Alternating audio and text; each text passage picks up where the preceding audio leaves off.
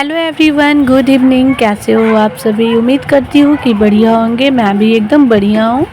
Welcome back to my channel Preeti Monu official. तो ये शाम के टाइम का वीडियो है और मैंने आज शाम से ही ब्लॉग स्टार्ट किया है। तो सर करीब शाम के 4 बजे के आसपास का वीडियो है और हस्बैंड जी अभी जा रहे हैं, मतलब उनका अभी ड्यूटी है तो वो जा रहे हैं अपने साइट पे। और यहाँ पे वो मतलब अपना पैकिंग वगैरह कर रहे हैं। ये वीडियो 11 तारीख का है, पूर्णिमा और हनुमान जयंती के एक दिन पहले का वीडियो है।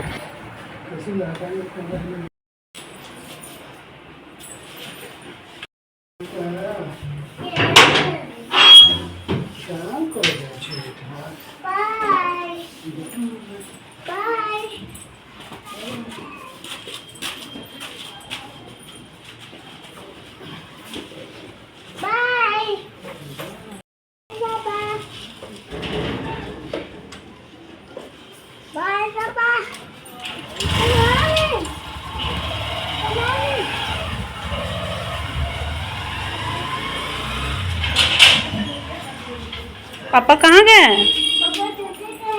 ड्यूटी गए? तो फ़िलहाल अभी हस्बैंड ड्यूटी पे चले गए हैं और यहाँ मैं लग गई हूँ अपने कामों में।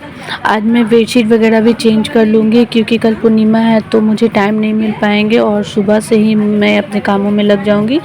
इसीलिए सोचा कि अभी चेंज वगैरह कर देती हूँ और घर भी धुलना है तो मैं अधिकतर एक दिन पहले ही कर लेती हूँ ताकि उस दिन मुझे काम करने में थोड़े लेट ना हो जो और मैं फ्री रहूँ और जो भी एक्स्ट्रा काम है वो सारे चीज़ों कर लूँ। और पूजा पाठ भी रहते हैं तो थोड़ा एक्स्ट्रा काम हो जाता है।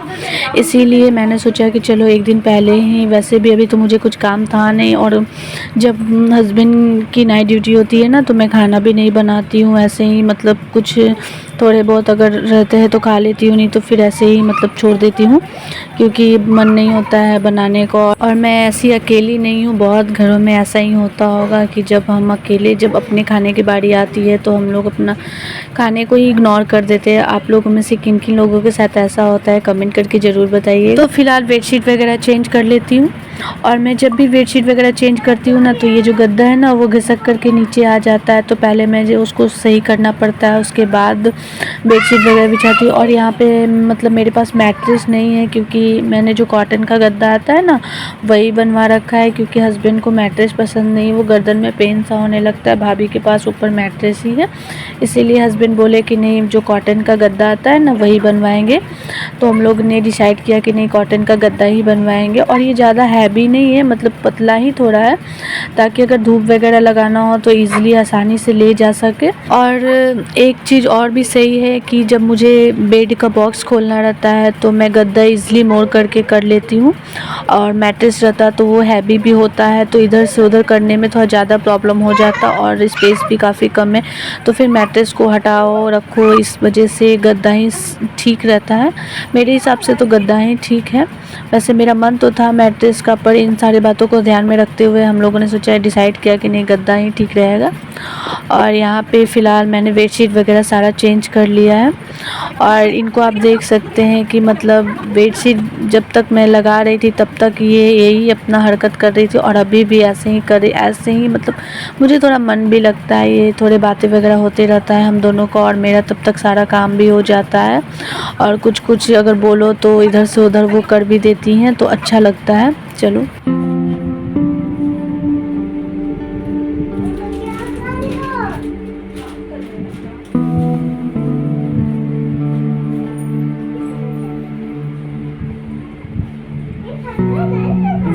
तो फ़िलहाल मैंने इस वाले रेक को भी अच्छे से क्लीन कर दिया है क्योंकि ये वाइट है ना तो थोड़ा इस पे ज़्यादा डस्ट हो जाता है, तो इसको भी मैंने सारा सामान बाहर निकाल के अच्छे से क्लीन कर ली हूँ। और यहाँ चार्जर जो है टच करते करते थोड़ा ज़्यादा गंदा हो गया था तो मैंने इसको भी क्लीन कर ही लिया है।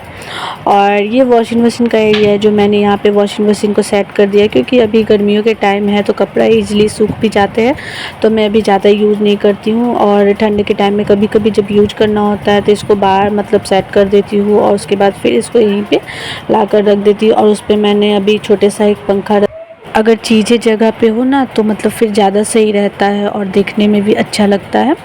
और फ़िलहाल यहाँ पे मैं ड्रेसिंग वगैरह भी क्लीन कर ले रही हूँ। मैं अंदर से इस बार क्लीन नहीं करूँगी क्योंकि हाल फ़िलहाल मैंने अंदर से सारा क्लीन कर लिया था, इसलिए मैं इस बार से बाहर से ऐसे ही क्लीन कर लूँगी। और यहाँ पे ना मैं एक छोटे-छोटे टॉवल लगा के रखी हूँ। मैं सारी जगह वो टीवी वाले रेक पे भी मैंने छोटे-छोटे सारी जगह टॉवल लगाया है और यहाँ पे भी मैंने 1-2 लगाए क्योंकि ये एरिया ज़्यादा यूज होता है तो इस वजह से स्क्रैच वगैरह लगने का डर रहता है।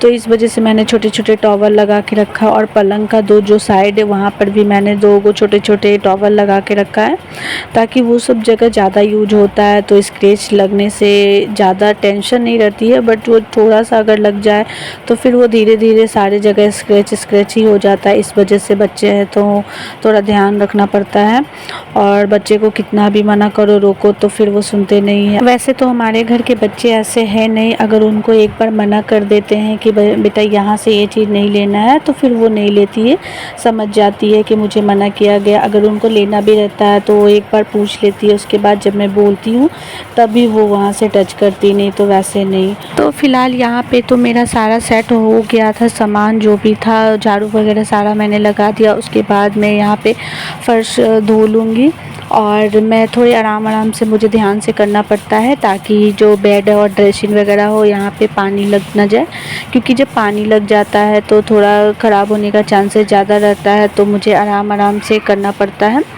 और फिर क्योंकि ये लकड़ी है ना तो दीमक जैसा हो जाता है, इस वजह से थोड़ा ध्यान देना पड़ता है। और बाकी बाहर वाला एरिया जो वहाँ तो मैं पैप लगा करके जल्दी जो होता है जैसे तैसे मैं धो लेती हूँ क्योंकि वहाँ पर तो कुछ सामान है भी नहीं। अरे है भी तो मतलब वो बोर्ड का जो नहीं है, लकड़ी है तो लकड़ी तो थोड़ा उतना प्रॉब्लम नहीं होता है, पर बेड वगैरह ड्रेसिंग जो ये सारा चीज़ बोर्ड का है तो थोड़ा ज़्यादा दिक्कत हो जाता है। तो यहाँ पे मैंने काफ़ी टाइम के बाद बाहर वाला एरिया अच्छे से क्लीन किया है क्योंकि ऐसे तो गाड़ी रहता है तो सिर्फ बाहर ही मैं धो लेती हूँ, पर मैंने आज अच्छे से क्लीन किया क्योंकि सारे लोग ड्यूटी पे गए हुए तो तीनों गाड़ी आज नहीं है, पापा भी गए हुए, भैया भी और हस्बैंड भी गए हुए हैं। तो अच्छे से मैंने क्लीन कर लिया है बाहर, आप लोग देख सकते हो कितने अच्छे से धो लिया। और अंधेरा भी काफ़ी हो गया था क्योंकि रात हो गया है, 7+ ही हो रहा है। अभी टाइम तो मैं चेक नहीं की हूँ कि कितना हो रहा है, पर ज़्यादा ही हो रहा होगा। उसके बाद यहाँ पे दीदी के घर से सब्ज़ी आया था तो मैंने सारे सब्ज़ी को एक करके अच्छे से धो लूँगी क्योंकि वो जो बालू होता है ना तो वो आड़त में से आता है, तो वो सोनपुर साइड गंगा जी साइड का सब्ज़ी रहता है तो उधर से बहुत सारा बालू इसमें रहता है। तो मैं सारे सब्ज़ी को पहले वॉश कर लेती हूँ, अच्छे से क्लीन करके धो लेती हूँ। उसके बाद मैं फ्रिज में रखती हूँ स्टोर करके, क्योंकि बालू के साथ अगर रखो तो फ्रीज़ भी गंदा, मतलब जहाँ रखो वहाँ इसमें डस्ट हो जाते हैं। और आप लोग देख रहे हो कि कितना सारा सब्ज़ी है, इतना सारा सब्ज़ी एक साथ आ जाता है तो फ्रीज़ भी भर जाता है और समझ में नहीं आता है कि मतलब आज क्या बनाऊँ कल क्या बनाऊँ। तो ये हम लोग मतलब आधा हम रखेंगे और आधा ऊपर भाभी को दे देंगे। इतना सारा सब्ज़ी है तो दोनों मिलकर आधा ले लेते हैं। और मतलब हम लोग को एक चीज़ है कि सब्ज़ी लेना नहीं पड़ता है मार्केट से, क्योंकि जब सब्ज़ी ख़त्म होने वाला रहता है तब या तो फिर हस्बैंड जाकर ले आते, नहीं तो फिर कभी पापा ले आते हैं, दीदी भिजवा देती हैं। तो हम लोग को सब्ज़ी ज़्यादा लेना नहीं पड़ता है, बस वही सब्ज़ी लेना पड़ता है जो वहाँ पे नहीं होता है, जैसे कटहल हो गया और कुछ सब्ज़ी। वैसे ज़्यादातर तो सब्ज़ी वहाँ का ही यूज होता है हम लोग को, एक ये भी सही रहता है। और ना ताज़ी सब्ज़ी अगर रहे ना तो उसका टेस्ट भी अलग ही रहता है, मतलब थोड़ा काफ़ी टेस्टी लगता है। क्या करें मम्मी? हम घर धो रहे हैं बेटा। सारे सब्जी को धो करके मैंने पानी निकलने के लिए रख दिया है। जब उसमें का सारा पानी निकल जाएगा तो फिर मैं इसको फ्रिज में रख दूँगी। तो सारी जगह धोने के बाद मैं सबसे लास्ट में किचन को धोती हूँ, क्योंकि इधर उधर का जो पानी होता है तो सारा किचन में ही फिर आ जाता है, तो इसीलिए मैंने किचन को सबसे लास्ट में धोती हूँ। और जो नल साइड का एरिया रहता है ना तो वो काफ़ी गंदा होता है, तो फिर उसमें ज़्यादा टाइम लग जाता है उसको अच्छे से क्लीन करने में। तो ये ब्लॉग काफ़ी लंबा हो जाएगा, इसलिए मैं इस ब्लॉग को यहीं पे एंड करूँगी। अगर आप लोग को मेरी ब्लॉग अच्छी लगी तो प्लीज़ कमेंट करके ज़रूर बताइएगा। तो प्लीज़ जो भी हमारे चैनल पे नए हैं वो चैनल को सब्सक्राइब ज़रूर करें, लाइक करें, शेयर करें। तो फिर मिलती हूँ एक नए वीडियो के साथ।